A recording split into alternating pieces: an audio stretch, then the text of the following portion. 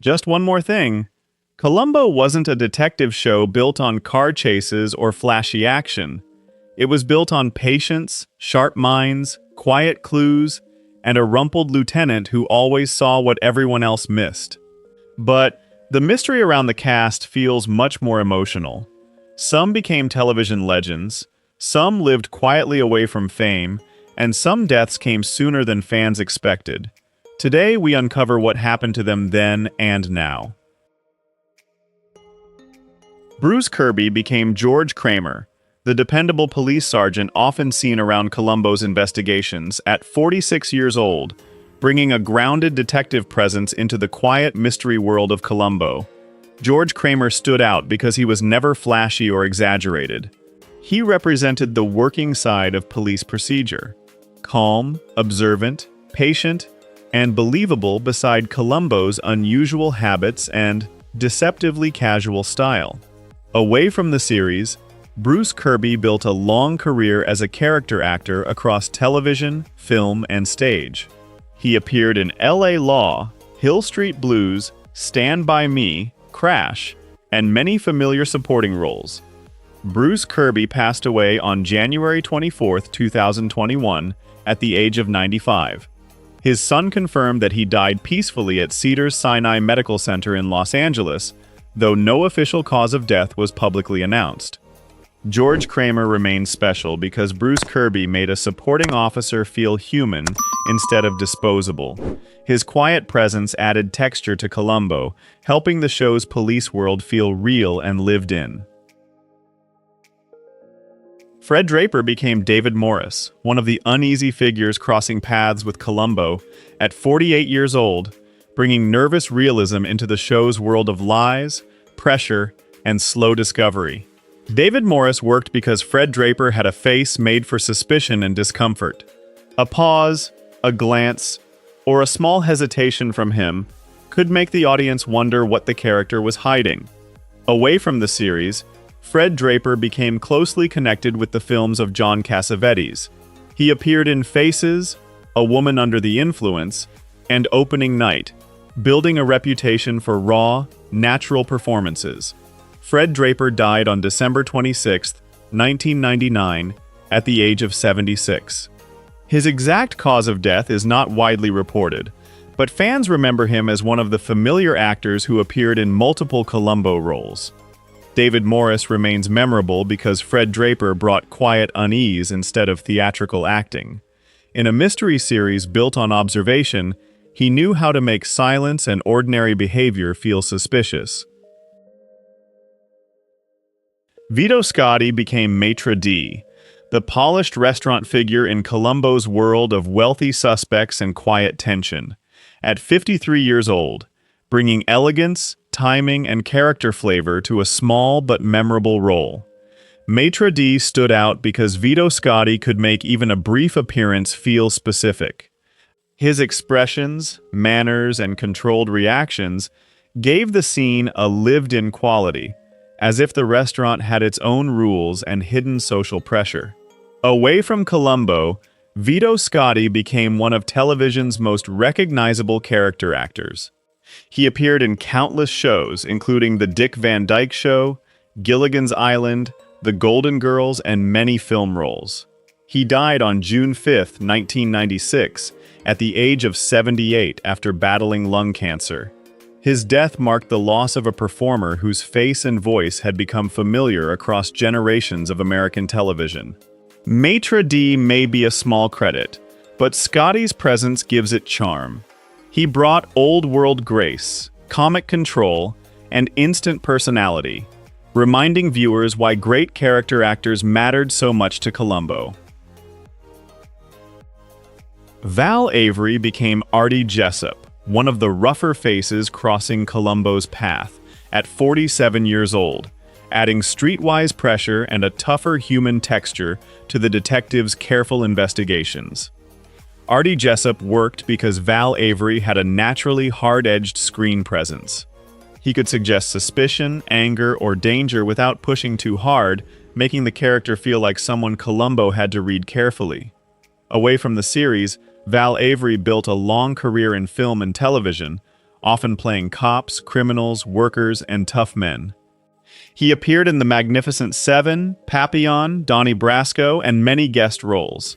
He passed away on December 12, 2009, at the age of 85. He died after a period of declining health, leaving behind decades of performances that made ordinary men feel vivid and believable. Artie Jessup remains memorable because Avery brought grit without exaggeration. His performance added a sharper edge to Columbo, proving that even a brief supporting role could make the mystery world feel heavier. Jack Cassidy became Ken Franklin, the charming mystery writer hiding a deadly betrayal, at 44 years old, bringing theatrical confidence and polished arrogance into one of Columbo's earliest classic cases. Ken Franklin stood out because he looked relaxed even when guilt was closing in. Smooth, witty, and self-satisfied, he was exactly the kind of suspect Columbo loved to unsettle with small questions and harmless-looking curiosity. Away from the series, Jack Cassidy was a successful actor and singer across stage, film, and television. He won a Tony Award and became known for his sharp, comic style, musical talent, and elegant screen presence. Jack Cassidy died on December 12, 1976, at the age of 49 in an apartment fire. His death was sudden and tragic, cutting short a career still full of style, charm, and theatrical energy. Ken Franklin remains memorable because Cassidy made arrogance entertaining. He gave Columbo one of its great early villains, clever, polished, and slowly exposed by a detective who seemed far less dangerous than he really was. Robert Culp became Brimmer, the private investigator whose confidence turns deadly, at 41 years old, giving Columbo one of its sharpest and most controlled opponents. Brimmer worked because Robert Culp played him with cool authority. He was intelligent, professional, and used to handling secrets, which made his battle with Columbo feel like a quiet chess match instead of a loud confrontation.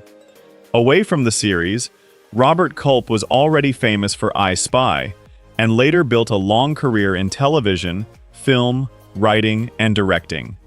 He returned to Columbo multiple times, becoming one of the show's most recognizable guest stars. He passed away on March 24, 2010, at the age of 79 after suffering a heart attack. His death was mourned by fans who remembered his intelligence, charisma, and lasting place in classic television. Brimmer remains memorable because Culp gave him calm danger. He understood that the best Columbo suspects did not need to panic early. They needed confidence, pride, and the slow realization that the lieutenant was already closing in. Patrick McGoohan became Lyle C. Rumford, the strict military academy commandant guarding his own secrets, at 43 years old, bringing discipline, pride, and icy control into Columbo. Lyle C. Rumford stood out because he lived by order, tradition, and authority. That made his conflict with Columbo especially satisfying, as the rumpled detective quietly disturbed a world built on rules, rank, and appearances. Away from the series, Patrick McGoohan was already iconic for The Prisoner and Secret Agent. He also acted, wrote, directed, and became one of Columbo's most important creative collaborators, appearing in and directing several episodes. He passed away on January 13, 2009, at the age of 80 after a brief illness. His death marked the loss of a fiercely individual performer whose work often carried mystery, intelligence, and defiance. Lyle C. Rumford remains powerful because McGoohan made authority feel brittle. He gave Columbo a suspect whose control looked absolute, until one patient detective began finding cracks beneath the uniform. Arlene Martell became salesgirl, a small but polished presence inside Columbo's world of clues and social observation, at 35 years old, bringing poise and classic television elegance to her brief role. Salesgirl stood out because even a minor character in Columbo could matter to the rhythm of the mystery. Her scene added another everyday detail for viewers to notice, the kind of ordinary interaction that helped the detective's world feel believable. Away from the series, Arlene Martel built a long career in television, film, and stage.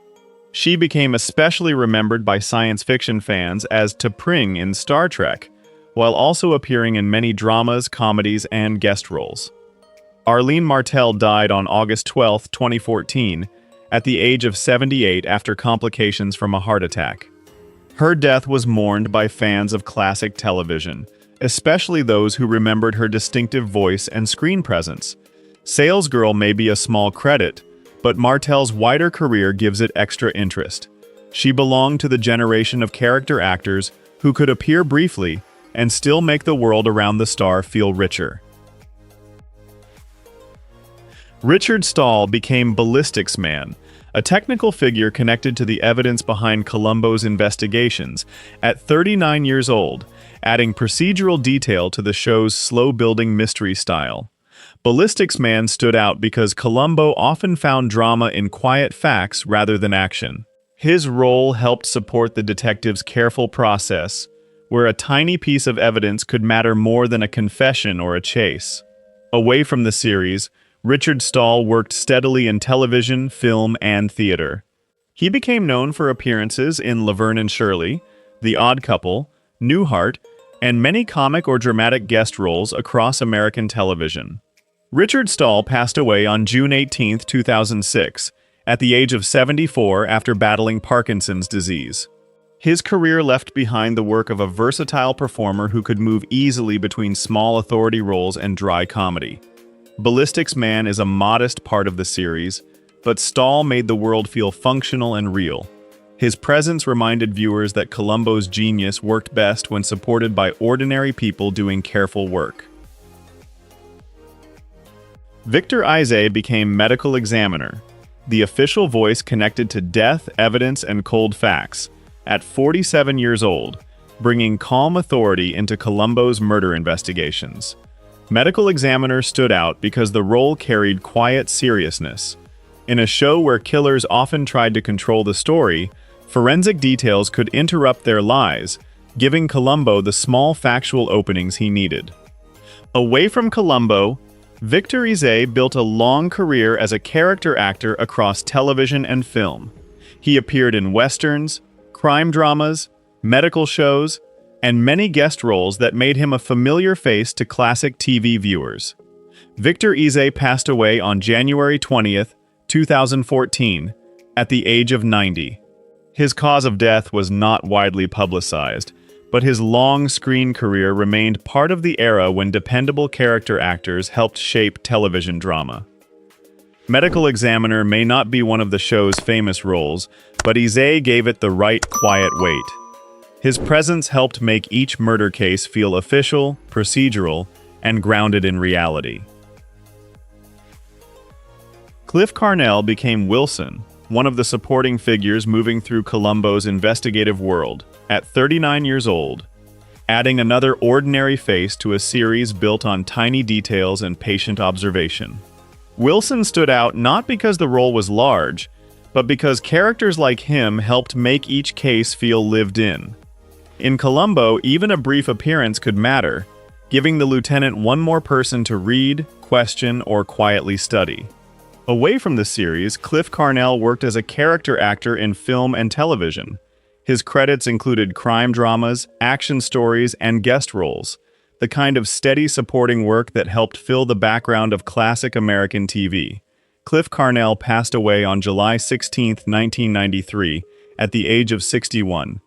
His cause of death was not widely publicized, but his screen work remains part of the long tradition of actors who gave texture to familiar shows. Wilson may be a smaller credit, but Carnell's presence still belongs to the show's careful world-building. He helped make Columbo feel populated by real people, not just famous killers and one unforgettable detective. Robert Vaughn became Charles Charlie Clay, a polished and privileged figure caught inside one of Columbo's elegant murder puzzles, at 38 years old, bringing charm, intelligence, and upper-class tension to the series. Charles Charlie Clay stood out because Vaughn carried the effortless sophistication of a classic television star. His presence gave the story a smooth surface, the kind of world where money, manners, and reputation could hide darker motives underneath. Away from the series, Robert Vaughn was already internationally famous as Napoleon Solo in The Man from U.N.C.L.E. He also appeared in The Magnificent Seven, Bullet, The Towering Inferno, and later won new fans through Hustle. Robert Vaughn passed away on November 11, 2016, at the age of 83 after a battle with acute leukemia. His death marked the loss of one of television's most stylish and recognizable leading men. Charles "Charlie" Clay remains memorable because Vaughn brought elegance with danger underneath.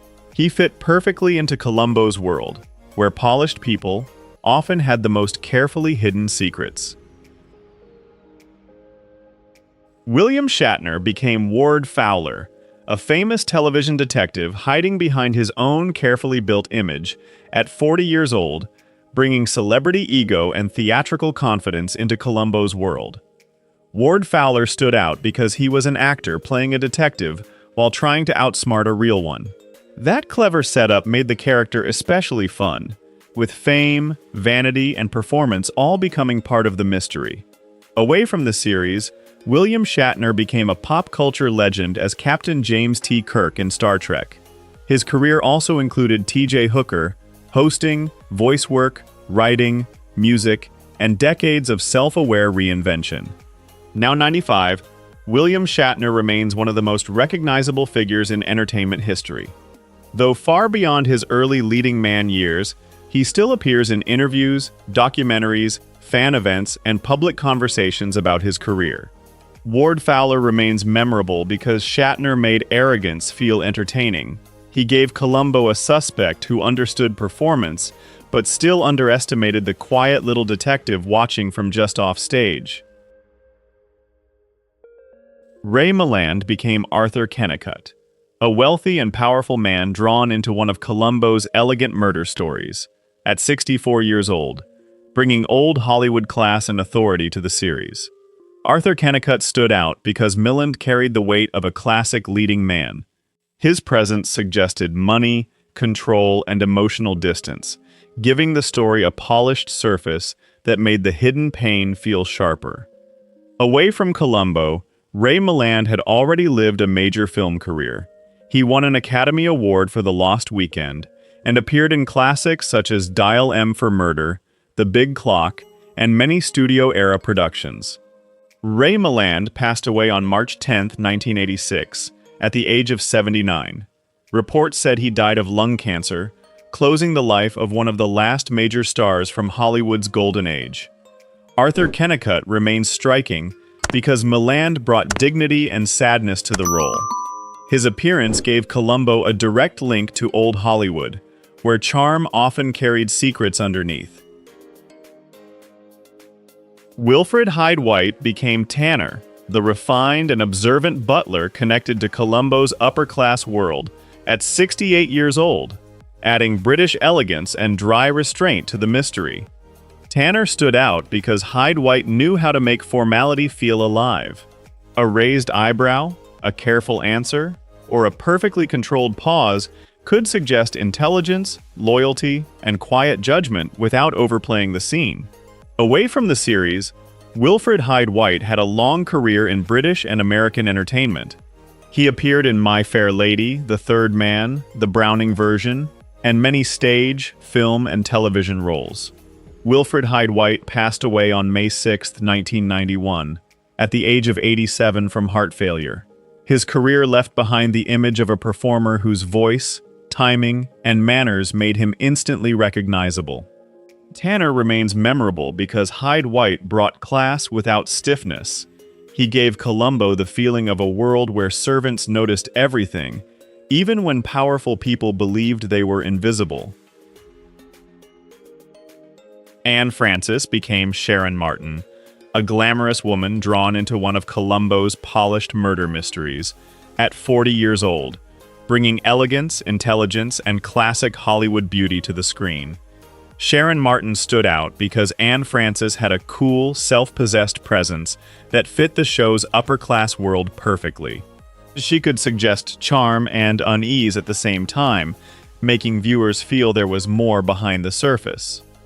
Away from the series, Anne Francis was already famous for Forbidden Planet, and later became a television trailblazer with Honey West, one of the first American TV series led by a female detective character. Her career mixed glamour, strength, and genre history. Anne Francis passed away on January 2, 2011, at the age of 80 from complications related to pancreatic cancer. Her death was mourned by fans of classic science fiction, detective television, and Golden Age screen performers. Sharon Martin remains memorable because Francis brought old Hollywood confidence into Columbo's world. Her presence added sophistication and mystery, showing how a guest role could feel richer when played by a true screen icon. Joyce Van Patten became Sister of Mercy, a gentle religious figure inside Columbo's human world of crime and conscience, at 37 years old, bringing kindness and quiet moral texture to the series. Sister of Mercy stood out because she offered a different kind of presence from the wealthy suspects and anxious witnesses around her. Her calm tone and sincere humanity gave the mystery a softer emotional corner, reminding viewers that murder stories also touch ordinary lives. Away from the series, Joyce Van Patten built a long career in stage, film, and television. She appeared in The Bad News Bears, Grown Ups, The Danny Kaye Show, and many Broadway and off-Broadway productions. Today, Joyce Van Patten is 92 and remains respected as part of a long-running acting family. Though far less active than in earlier decades, her body of work continues to connect her with classic television, theater, and film audiences. Sister of Mercy is a brief role, but Van Patten gave it warmth and sincerity. She helped Columbo's world feel more compassionate, placing a quiet human note beside the clever mechanics of murder and detection. Mariette Hartley became Eileen McRae, a woman caught inside one of Columbo's carefully layered mysteries, at 31 years old, bringing intelligence, elegance, and emotional presence to the story.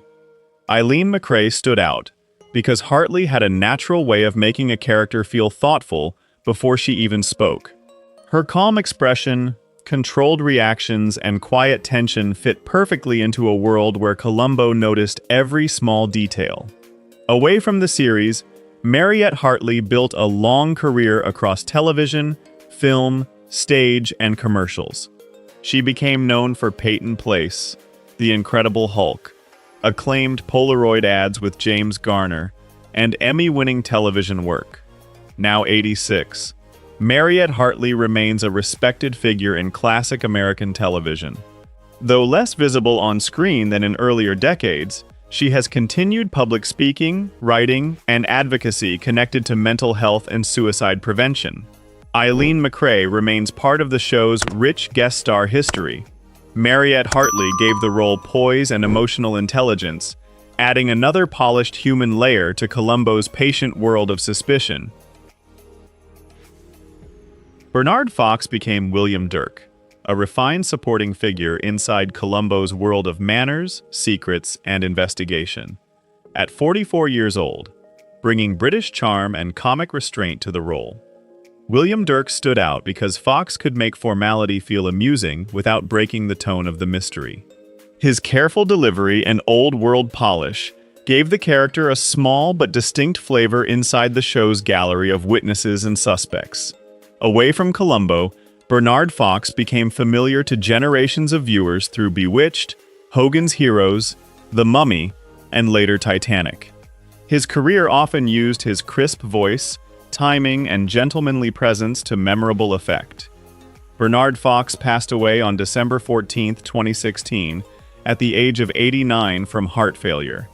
His death marked the loss of a beloved character actor whose face and voice had traveled through decades of film and television. William Dirk may be a smaller role, but Fox made it feel polished and specific. His presence gave Columbo another touch of class, reminding viewers how even brief characters helped complete the show's atmosphere. Shara Denise became Molly, one of the younger faces appearing in Columbo's long-running universe, at 21 years old, bringing freshness and screen presence to her role. Molly stood out because Denise entered the series with a mix of glamour and directness that made her noticeable even in a supporting part. Her appearance also became part of a much larger connection to the show's history. Away from that role, Shara Denise became closely associated with Columbo through many later appearances. She acted in multiple episodes over the years and also appeared in film and television projects outside the series. Today, Shara Denise is 77 and lives a quieter public life than during her acting years. She is also remembered as Peter Falk's wife, a personal connection that made her place in Columbo history even more unique. Molly is only one part of her screen story, but Shara Denise's bond with the series became lasting. Her repeated presence helped link different eras of Columbo, making her a familiar face to longtime fans. Barbara Rhodes became Joyce, one of the striking younger characters inside Columbo's world of polished suspects and hidden motives, at 25 years old, bringing beauty, confidence, and sharp screen presence to the role. Joyce stood out because Rhodes had a vivid, unmistakable energy on screen. She could make a supporting character feel bold and colorful without disturbing the mystery's quiet rhythm, giving the episode an extra touch of glamour and personality. Away from Columbo, Barbara Rhodes built a steady career in film and television. She appeared in The Shakiest Gun in the West, Harry and Tonto, Soap, The Love Boat, and many guest roles that used her lively comic timing and distinctive look. Now 80, Barbara Rhodes has lived a much quieter public life than during her busiest screen years. Though she is not constantly in the spotlight today, classic television fans still remember her as a bright and familiar presence from the 1960s through the 1980s. Joyce remains part of the show's gallery of memorable supporting faces.